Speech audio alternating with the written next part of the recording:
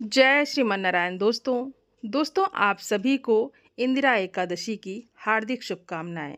और आज की इस वीडियो में आप सुनेंगे इंदिरा एकादशी की कथा। अश्विन मास के कृष्ण पक्ष की एकादशी को इंदिरा एकादशी के नाम से जाना जाता है और कुछ स्थानों पर इसे इंदिरा ग्यारस भी कहते हैं। इंदिरा एकादशी का व्रत रखने और इसकी कथा को सुनने से मनुष्यों की सभी मनोकामनाएं पूर्ण होती हैं और पितरों को मोक्ष प्राप्त होता है। क्योंकि ये एकादशी पितृपक्ष में आती है, इसलिए इस एकादशी पर भगवान श्री हरि विष्णु जी और माता लक्ष्मी जी की कृपा पाने के लिए आपको पूरे विधि विधान से इस एकादशी की व्रत को रखना चाहिए और इसकी कथा को अवश्य ही सुनना चाहिए। माना जाता है कि इस एकादशी के व्रत के फल से भटकते हुए पितरों को गति प्राप्त हो जाती है और साथ ही व्रत को करने वाला स्वयं भी मोक्ष को प्राप्त होता है। इस एकादशी के दिन सालिग्राम जी की पूजा करके व्रत किया जाता है और तुलसी माता की भी विशेष कृपा प्राप्त होती है। तो आइए श्री हरि विष्णु और माँ लक्ष्मी जी का ध्यान करते हुए कथा को प्रारंभ करते हैं।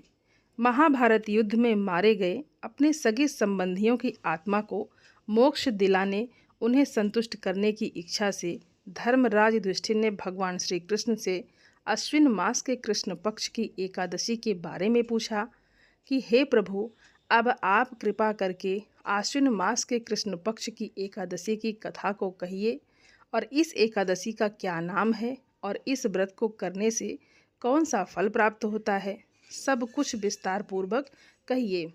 तब भगवान श्री कृष्ण ने धर्मराज युधिष्ठिर से कहा, हे धर्मराज, आश्विन मास के कृष्ण पक्ष की एकादशी का नाम इंदिरा एकादशी है और इस एकादशी का व्रत करने से सभी पाप नष्ट हो जाते हैं, नरक में गए हुए पितरों का उद्धार हो जाता है। हे युधिष्ठिर, इस एकादशी की कथा को सुनने मात्र से ही मनुष्यों को अनंत फल की प्राप्ति होती है। अब मैं इस एकादशी की कथा को सुनाता हूँ, तुम ध्यान पूर्वक सुनो।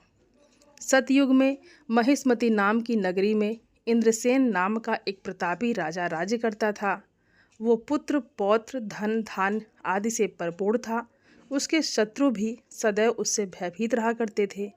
एक दिन राजा अपनी राज्य सभा में सुखपूर्वक बैठा था, तभी अचानक से महर्षि नारद जी वहां आ पहुँचे। महल में महर्षि नारद जी को उपस्थित देखकर राजा आसन से उठकर प्रणाम करके उन्हें आदर सहित आसन दिया। तब महर्षि नारद जी ने कहा, हे राजन, आपके राज्य में सब कुशल से तो है ना? मैं आपकी धर्मपरायणता देखकर अत्यंत प्रसन्न हूँ। राजा कहने लगा, हे देवऋषि, आपकी कृपा से मेरे राज्य में सब कुछ कुशल पूर्वक है और आपकी कृपा से मेरे यज्ञ कर्म आदि भी सफल हो गए हैं। हे महर्षि, अब आप कृपा करके ये बताइए कि आपका यहाँ आगमन किस उद्देश्य से हुआ है और मैं आपकी क्या सेवा कर सकता हूँ। तब राजा की बात सुनकर देवऋषि नारद कहने लगे, हे राजन, मुझे एक महान आश्चर्य हो रहा है कि एक बार जब मैं ब्रह्मलोक से यमलोक गया था, तब मैंने यमराज की सभा में तुम्हारे पिता को बैठे देखा। तुम्हारे पिता महान ज्ञानी, दानी और धर्मात्मा थे, लेकिन एकादशी के व्रत बिगड़ जाने के कारण अब वो यमलोक को चले गए हैं। तुम्हारे पिता ने तुम्हारे लिए एक संदेश भिजवाया है। राजा ने ये बात सुनकर बड़ी उत्सुकता से पूछा, क्या संदेश है महर्षि? कृपा करके आप बताइए मुझे। तब देवऋषि नारद जी कहने लगे, राजन, तुम्हारे पिता ने कहा है कि हे महर्षि, आप मेरे पुत्र इंद्रसेन को, जो कि महिष्मति नगरी का राजा है, उसके पास जाकर एक संदेश देने की कृपा करें कि मेरे किसी पूर्व जन्म के बुरे कर्म के कारण ही मुझे यमलोक मिला है। यदि मेरा पुत्र आश्विन मास के कृष्ण पक्ष के इंदिरा एकादशी का व्रत करे और उस व्रत के फल को मुझे दे दे तो मुझे मुक्ति मिल जाएगी और मैं भी इस लोक से छूटकर स्वर्गलोक में वास करूंगा।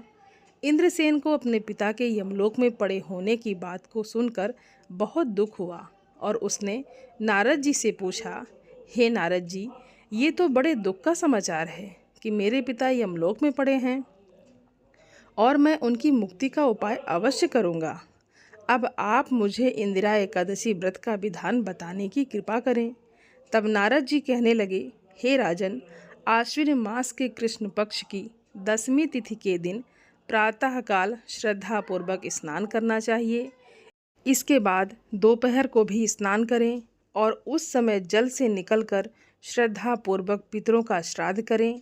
उस दिन केवल एक समय शुद्ध सात्विक भोजन करें और रात्रि को पृथ्वी पर शयन करें।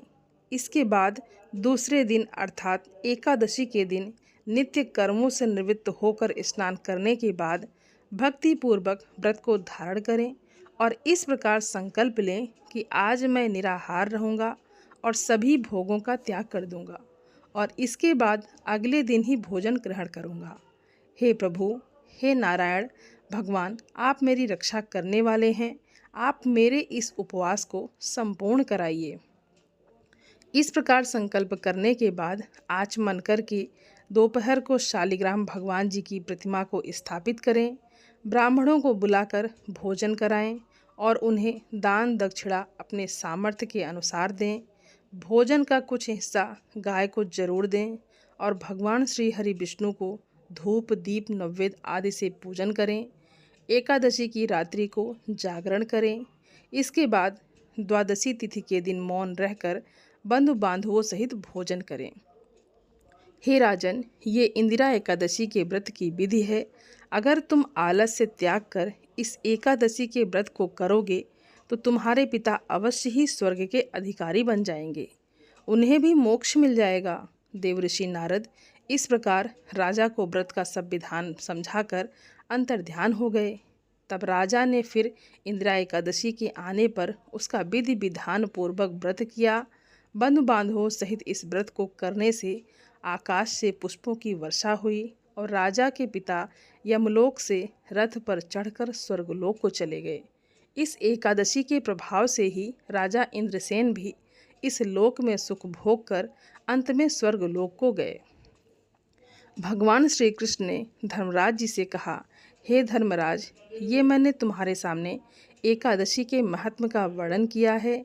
इस एकादशी के पढ़ने और सुनने मात्र से ही सभी पापों का नाश हो जाता है और अंत में मनुष्य स्वर्गलोक का अधिकारी बन जाता है।